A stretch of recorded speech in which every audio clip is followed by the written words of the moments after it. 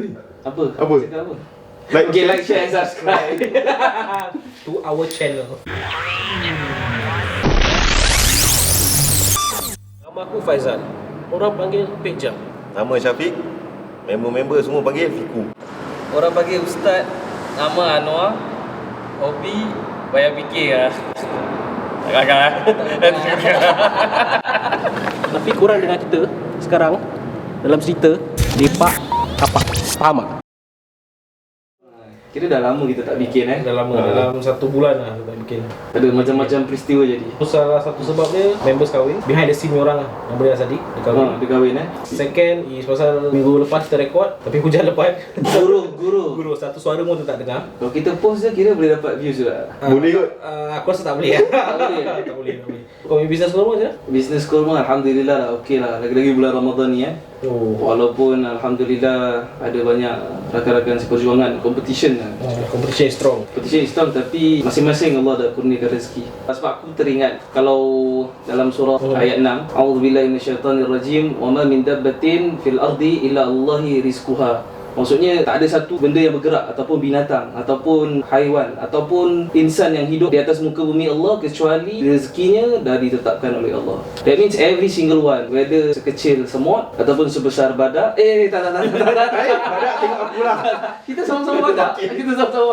Itu aku terima. Jadi rezeki tu semua dah ditentukan. Sama ada kita nak usaha, lepas tu kita doa dan kemudian dia akan datang lah. Sebab ada orang tua selalu cakap, rezeki kita sibuk risaukan. Padahal rezeki dah ditetapkan.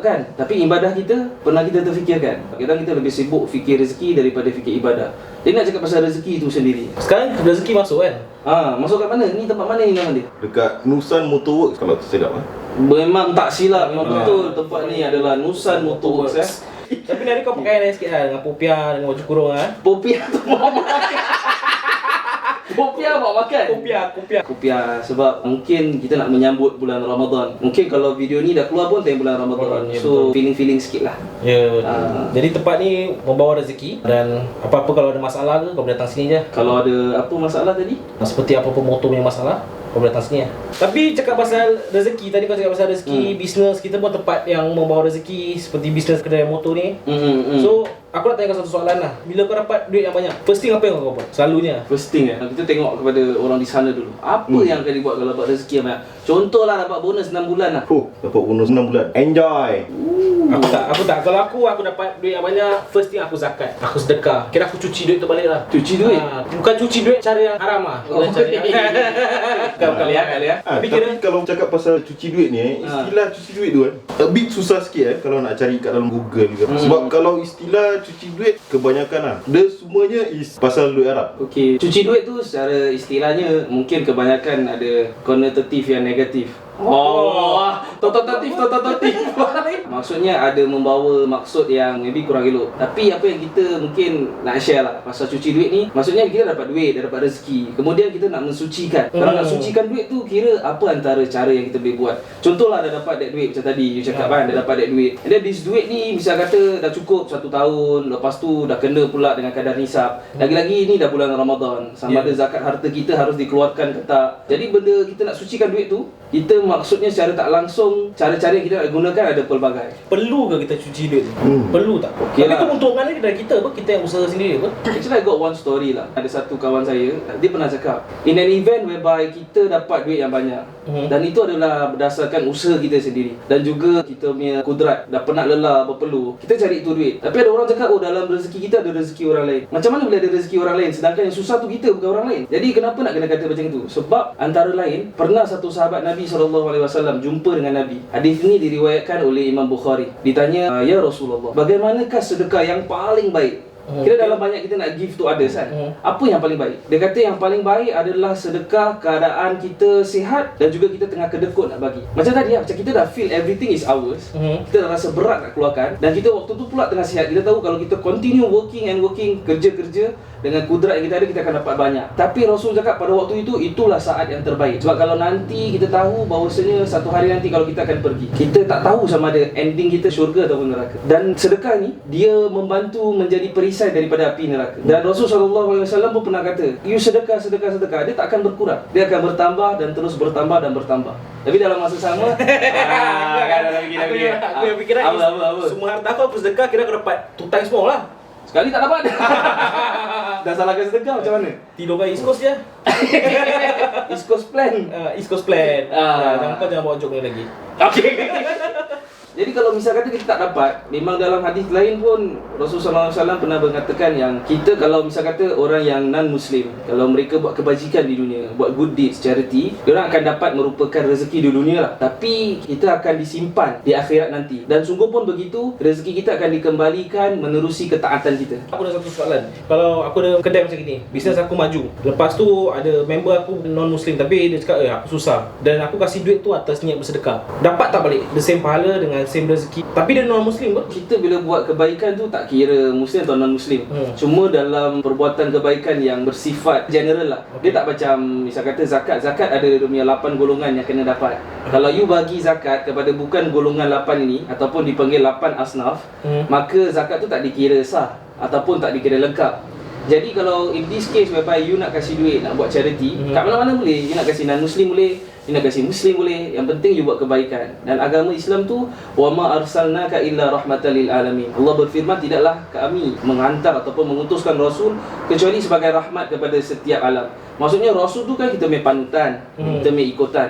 Kalau Rasul dihantar menjadi rahmat bagi seluruh alam, apalagi kita sebagai umatnya yang mengaku baginda sebagai Nabi kita. Tapi kalau macam ada various kind of cuci duit kan, boleh bagi lain-lain perbezaan lah cara untuk cuci duit tu. Macam misal kata zakat ada kan, derma dekat 8 asnaf. Okey, zakat tu adalah memberi kepada 8 asnaf. That is one thing lah.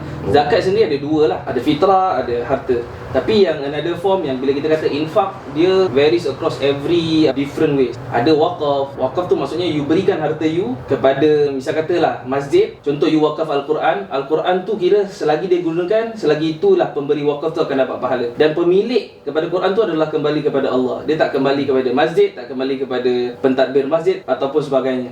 So tu one of the ways wakaf lah.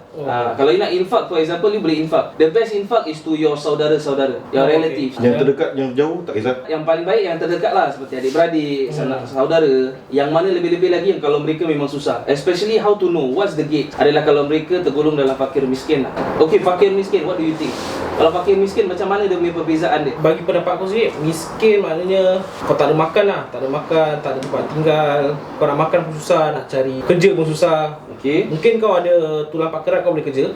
Tapi dalam keadaan ekonomi macam ni, kau susah dapat kerja. Habis kau makan pun tak ada. Habis kalau fakir? Fakir, aku ada member nama Fakir.